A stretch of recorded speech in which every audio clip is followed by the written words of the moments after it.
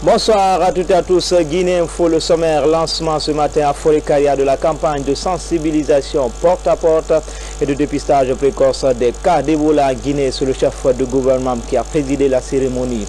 Et bientôt une nouvelle source d'énergie pour la ville de Fria. C'est un poste de transformateur électrique qui sera lié au barrage de Kaleta. Enfin, le classico du foot guinéen, c'était cet après-midi du côté du stade 28 septembre. Yaya SK se sont neutralisés, un but partout. Voilà pour le sommaire encore une fois. Bonsoir et bienvenue à toutes et à tous. Comme annoncé, le premier chef de gouvernement a procédé ce dimanche au lancement de la campagne de sensibilisation porte à porte et de dépistage précoce des cas d'Ebola en Guinée. L'objectif de cette campagne est d'aller dans les foyers, les marchés et autres lieux de culte pour sensibiliser les populations locales en vue de briser les derniers foyers de réticence face à Ebola. Hadi Kamara, Kabasouma, Ousmane Souma. C'est la troisième campagne d'envergure de sensibilisation depuis la notification de l'existence du virus Ebola en Guinée. C'est un autre assaut de lutte contre Ebola que le gouvernement et ses partenaires techniques et financiers organisent en vue de briser les derniers foyers de résistance face à cette épidémie. Nous suivons actuellement 854 contacts dans 49 localités de la préfecture. Notre taux de suivi à la date d'hier est de 98%. Ce résultat encourageant est l'illustration d'une maîtrise des chaînes de contamination. C'est également le résultat d'une synergie des acteurs et des partenaires à divers niveaux. À Mafereya, dans la préfecture de Forêt-Karia, les acteurs clés impliqués dans la riposte nationale à Ebola ont mis en branle un certain nombre de stratégies susceptibles de contribuer à dépister rapidement le virus chez les cas suspects. Il faut que l'on comprenne aujourd'hui que si l'on a un enfant qui est malade et qu'on veut sauver cet enfant, parce que le souci de la famille c'est de sauver cet enfant, le meilleur moyen de le sauver, nous avons des indicateurs scientifiques, c'est d'amener cet enfant le premier ou le deuxième jour dans un centre de traitement. Le Premier ministre a mis l'accent sur les spécificités de cette campagne de sensibilisation et de détection précoce des cas d'Ebola. Pour cette campagne qui démarre aujourd'hui, nous allons vers les populations, non seulement dans les quartiers, mais surtout dans les villages et les hameaux. Nous allons rencontrer chaque famille, chaque concession, maison par maison, case après case, pour porter le message de protection contre Ebola, rechercher les malades cachés ou les personnes suspectes. Les équipes qui viendront vers vous, chers frères de Moria et de la Basse-Guinée, seront outillées pour prendre en charge tous les cas de maladie au-delà même d'Ebola.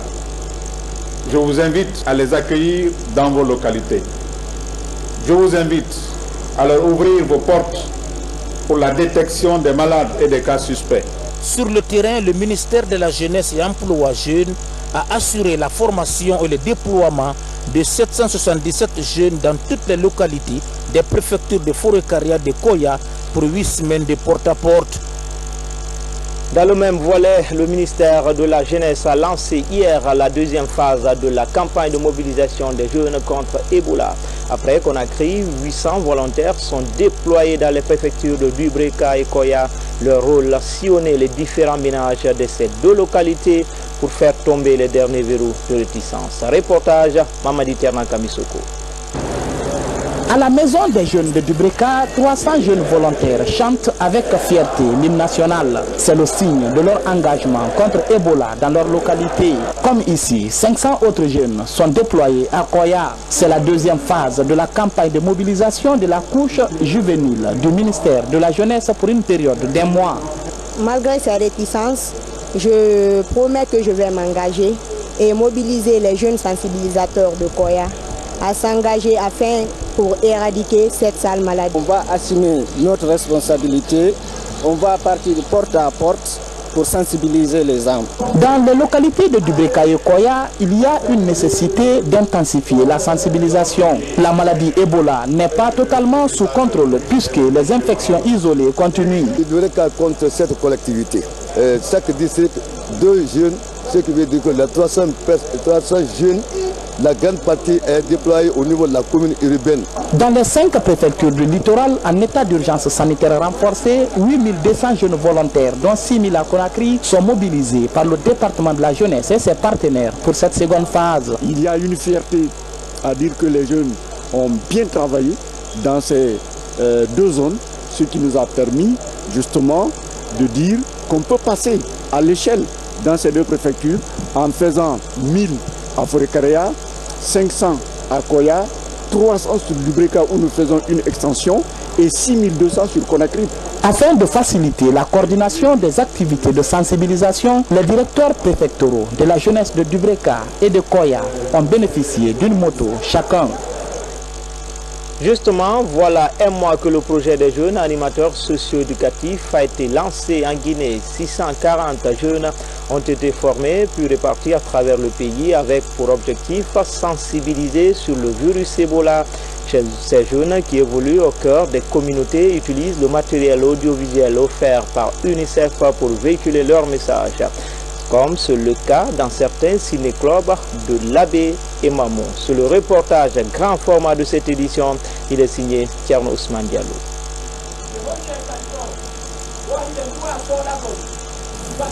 Séance de sensibilisation dans un ciné-club au quartier Kimbeli dans la commune urbaine de Mamou.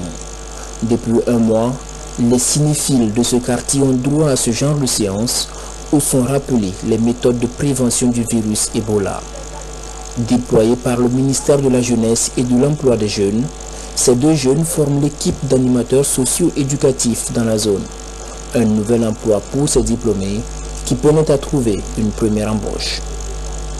Il nous permet, d'une part, nous animateurs, de nous épanouir, d'autre part, il nous permet de contribuer à l'éradication de cette fièvre hémorragique Ebola. Les séances de sensibilisation menées par les animateurs socio-éducatifs donnent lieu souvent à de véritables débats et permettent de comprendre que la maladie n'est toujours suffisamment pas comprise.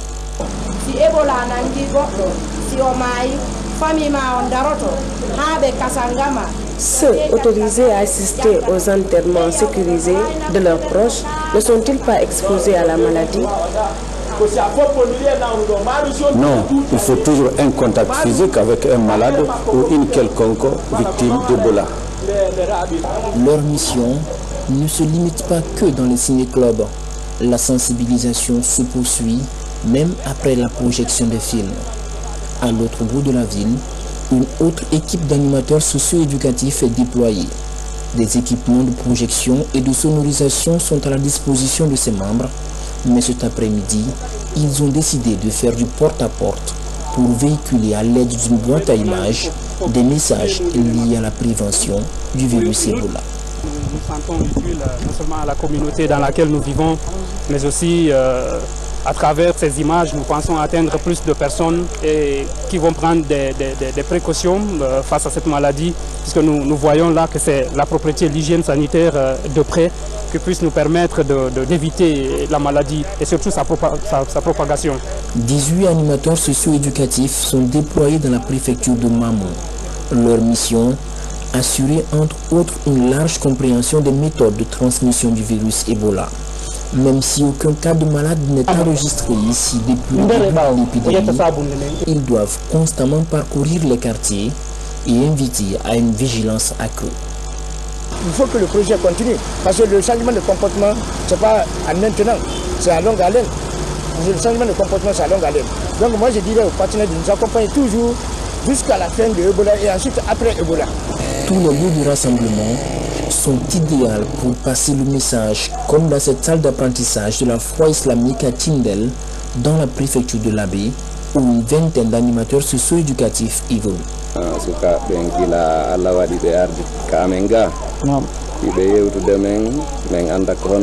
Depuis que les jeunes sont arrivés, ils nous sensibilisent sans cesse. On a mieux compris ainsi l'importance de l'hygiène dans la lutte contre Ebola.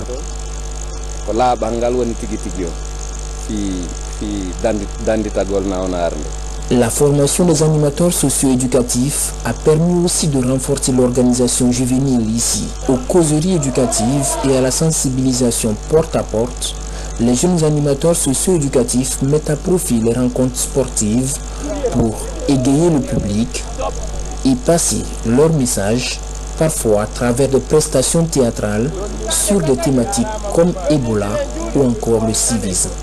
Et un animateur doit être vraiment en conformité avec tous les genres de personnes, que ce soit les footballeurs, que ce soit les groupements de femmes, que ce soit les chazes, toute personne. Donc dans le cadre aussi du sport, comme nous savons que tous les jeunes aujourd'hui aiment le football, aiment le sport. Donc il faut être très capable, il faut être apte vraiment de passer un message en domaine de sport. Le résultat vraiment il est palpable, c'est-à-dire que ça a apporté. Les mentalités des jeunes changent. Hein? Et maintenant, les jeunes coopèrent correctement entre eux. Et le bureau du quartier est très heureux d'avoir sa jeunesse là. À la tombée de la nuit, c'est dans les ciné-clubs que les efforts sont concentrés, comme ici à Dombi, avant le début des matchs de football, à la mi-temps et après les matchs, les animateurs socio-éducatifs se relaient. 640 jeunes à travers toute la Guinée s'attellent depuis un mois à ce travail de sensibilisation de proximité. Dans un mois, leur mission prendra fin. Des animateurs locaux issus de communautés qu'ils auront formées prendront alors le relais dans l'entretien des équipements et dans la poursuite de la sensibilisation. Vie politique en Guinée entre pouvoir et opposition, la Casa du dialogue est incontournable ce soir après le journal dans l'émission Sans Tabou. Le ministre porte-parole du gouvernement est invité à faire le point sur la forme de discorde entre les acteurs politiques, l'inversion du calendrier électoral. Voici un extrait de Damantan, Albert Camara.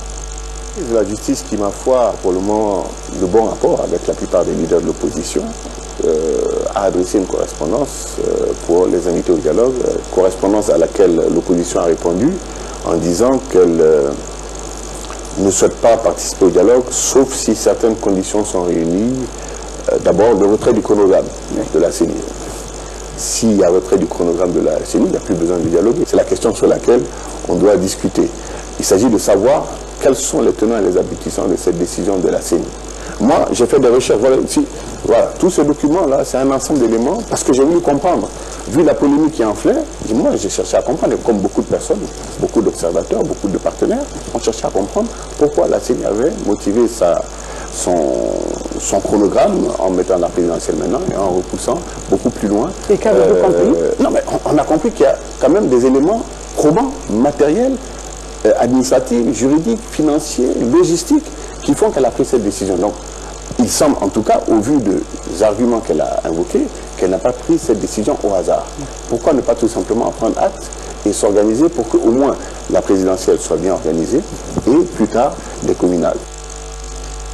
Durant de longues années, Fria a tiré son courant électrique de l'usine d'Alumine. Depuis l'arrêt de la dite usine, la ville est plongée dans le noir, une situation qui est sur le point de devenir un triste souvenir. La ville aura bientôt son poste de transformateur électrique et ce poste sera relié au barrage de Kalita. Reportage à Fria, Thierno Ousmane Diallo, Sadoubari. Une cinquantaine d'ouvriers s'investissent quotidiennement sur ce chantier depuis près de 3 semaines pour bâtir le poste de transformation électrique de Fria à la rentrée de la ville. Les travaux de clôture et de fondation sont à partie achevés. Il aura fallu ici creuser 2 mètres de profondeur pour s'assurer de la solidité de l'infrastructure qui doit accueillir dans un mois le gros lot des équipements électriques. C'est un poste qui recevra une tension de 30 kV. Il y aura 2 transformateurs de puissance installés. Voici les 2 massifs. Les 2 transports seront implantés sur ces massifs. Et ce sont ces transports-là qui vont abaisser les 30 kV venant de Tondon et ils les abaissent pour 15 kV. Ce sont ces 15 kV qui seront les lignes de distribution dans la ville de Fria. Une fois opérationnel, le poste de transformation de Fria va permettre l'électrification complète de la ville. Dans les quartiers, des transformateurs de 400 volts vont être disposés. Les poteaux qui soutiendront les fils électriques de Kalita sont déjà installés et annoncent l'arrivée prochaine du courant électrique dans des ménages où il avait disparu depuis l'arrêt de l'usine. Un projet du chef de l'État exécuté par la société CWE en charge de l'aménagement du barrage hydroélectrique de Kalita. Ce chantier représente vraiment un ouf de soulagement parce que c'est un projet que tout le monde a salué. C'est un projet pour lequel tout le monde ouvre les yeux pour voir vraiment la réalité des choses. Parce que cette centrale permettra vraiment à Fouya vraiment d'être éclairée. La première partie du projet relative à ces travaux de construction du site, elle va durer 1 mois 15 jours. 4 semaines seront ensuite nécessaires pour installer les équipements et distribuer l'énergie électrique. Au sud-est de la Guinée, plus précisément à Massanta, les populations remercient le président Alpha Condé pour les différentes réalisations dans la localité. La preuve, la ville se modernise. Pas moins de 10 chantiers sont en cours de réalisation sous le pied du mont Ziama. La cité se modernise petit à petit. Reportage à Massanta, Mamadou Alpha Baldé, envoyé spécial. Comme bon nombre de préfectures, Massanta se modernise. Plusieurs infrastructures sont réalisées et d'autres en cours de réalisation, à l'image du stade préfectoral. Pour accompagner ces projets de développement, l'association des Massantaka pour la réélection du président Alpha Condé est née. Nous, Massanta, nous avons vécu ce qui se passe ici, nous avons vu, nous pouvons toucher. Donc on a décidé, si vous voulez, de nous unir et d'aller non en rang dispersé, mais en unis derrière le professeur Alpha Condé, afin qu'il puisse nous apporter 2, 3 ou 4 fois plus que cette année encore. Depuis 40 ans, 50 ans, on n'a pas vu ça à Massanta.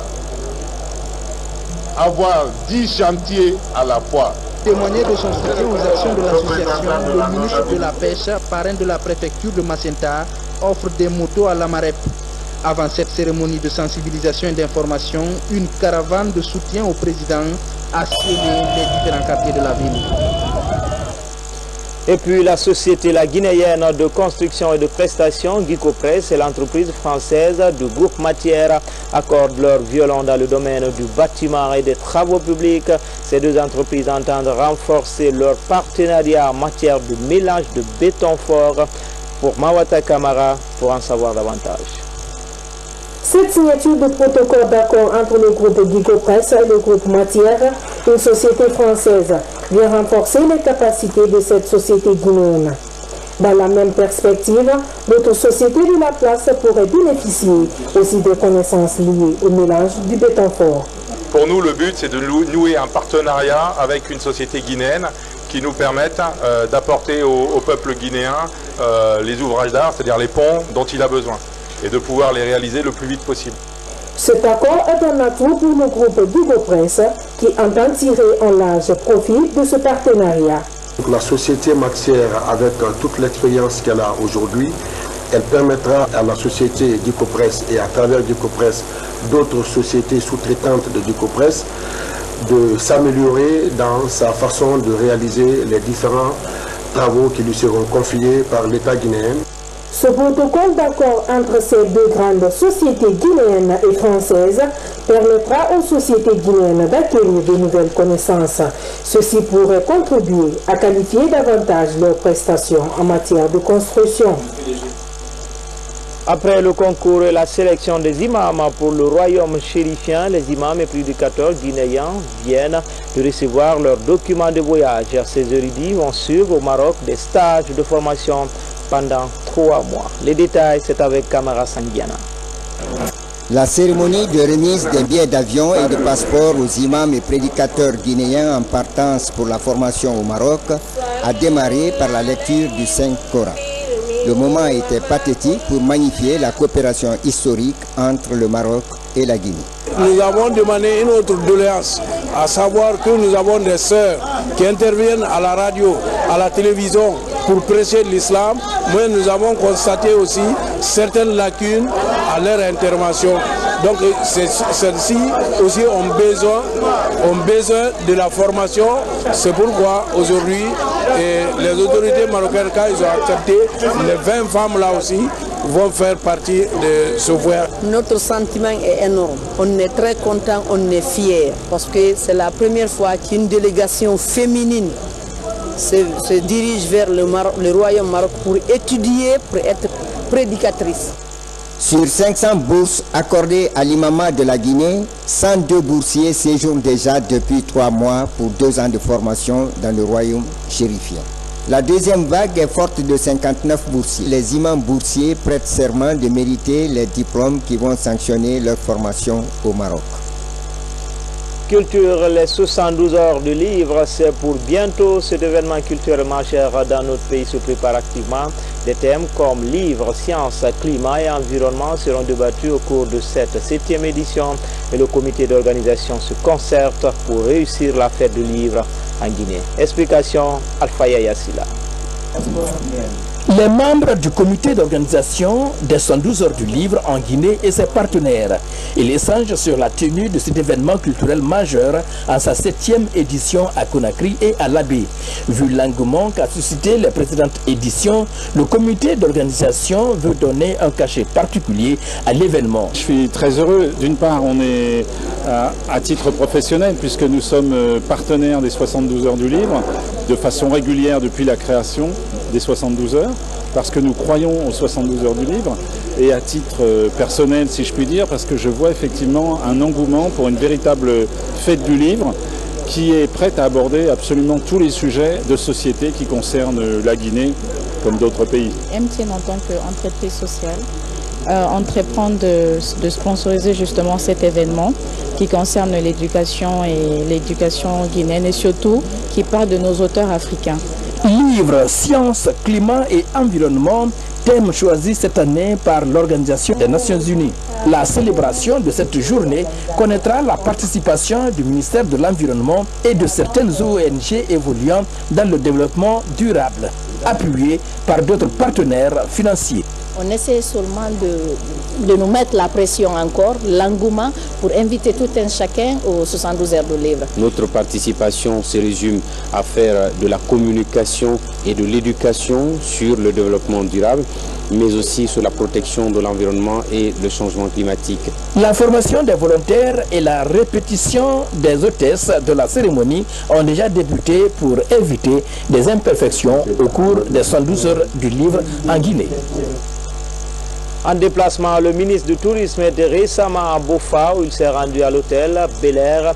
17 ans après son inauguration, ce complexe hôtelier traverse aujourd'hui une période difficile en cause le virus Ebola. Tenez, sur les 74 chambres que compte l'hôtel, seulement 4 sont occupées par semaine. On fait le point tout de suite avec Abdoulaziz Baldé. La plage de Bel Air et son sable fin. Cette partie touristique de Bofa s'est révélée au monde depuis 1946. Mise en valeur par le gouvernement en 2003, la plage de Bel Air est considérée par les touristes comme l'une des meilleures plages de l'Afrique de l'Ouest. Aujourd'hui, avec la baisse des activités économiques, Bel Air est frappée de plein fouet par la crise. La clientèle y est rare. Nous avons une baisse de clientèle assez élevée. Et bien sûr, il y a encore des petits soucis par rapport à la clim, à l'énergie. Voilà en gros le mal dont l'hôtel Bel Air est en train de souffrir. Située dans le village de Sobané, à 64 km de Bofa, la plage de Bel Air traverse des moments difficiles. L'épidémie à virus Ebola rend encore la traversée du désert longue. Sur les 74 chambres de 10 villas, seules 4 chambres sont occupées cette semaine. Pour éviter que l'opérateur ne jette l'éponge, le ministre de tutelle est venu apporter son soutien. L'épidémie d'Ebola est arrivée en Guinée, on ne reçoit plus les touristes étrangers, seulement les locaux et aussi des fois. Bon, nos chambres aussi, des fois, le week-end, on ne gagne que 4, 5 chambres, vous avez vu. Seulement, il y a d'autres aussi qui viennent pour le plage. L'hôtel Bel Air, il faut reconnaître que c'est un patrimoine national. Il faut reconnaître que c'est un hôtel qui a fait la fierté de notre pays. Aujourd'hui, à le voir dans cet état, abandonné à lui-même, dégradé, cet hôtel ne mérite pas cela. Il ne mérite pas cela, mais heureusement que le chef de l'État, le professeur Alpha Condé, a beaucoup d'ambition. Pour garder la splendeur sur la bande de 7 km de sable, les travailleurs sont encore motivés. Mais pour que ce patrimoine national maintienne son image d'antan, il faut que les touristes reprennent leur mouvement en destination de Bel Air. Enfin, sport foot en plus bref et en image, classico de foot guinéen ce soir. Ce classico a mobilisé tout le public sportif entre l'Oroya et l'Ascaloum. C'est les rouges et blancs qui cueillent à froid les sous-marins jaunes dès la deuxième minute avec ce lobe de 10 buts à Francis Ebele. Avant la fin de la première période, l'Ascaloum remet les pendus à l'heure grâce à un exploit personnel de Moussa Kiawara.